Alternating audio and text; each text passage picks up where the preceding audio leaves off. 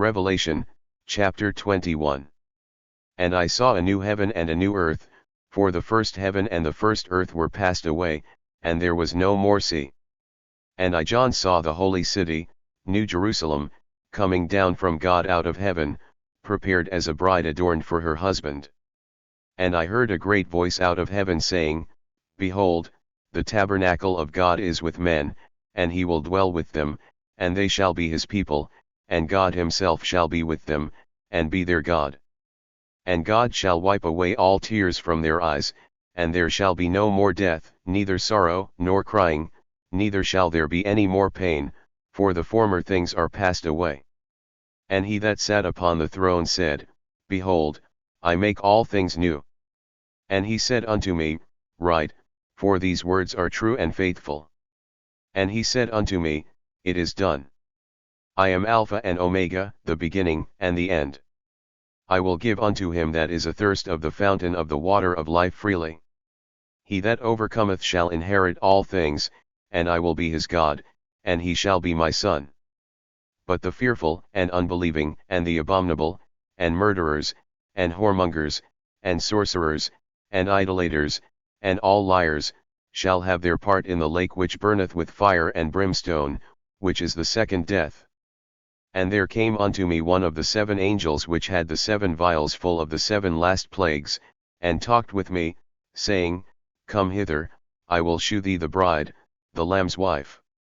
And he carried me away in the Spirit to a great and high mountain, and shewed me that great city, the holy Jerusalem, descending out of heaven from God, having the glory of God, and her light was like unto a stone most precious, even like a jasper stone, clear as crystal. And had a wall great and high, and had 12 gates, and at the gates 12 angels, and names written thereon, which are the names of the 12 tribes of the children of Israel. On the east 3 gates, on the north 3 gates, on the south 3 gates, and on the west 3 gates. And the wall of the city had 12 foundations, and in them the names of the 12 apostles of the Lamb. And he that talked with me had a golden reed to measure the city, and the gates thereof, and the wall thereof. And the city lieth foursquare, and the length is as large as the breadth, and he measured the city with the reed, 12,000 furlongs. The length and the breadth and the height of it are equal. And he measured the wall thereof, 144 cubits, according to the measure of a man, that is, of the angel.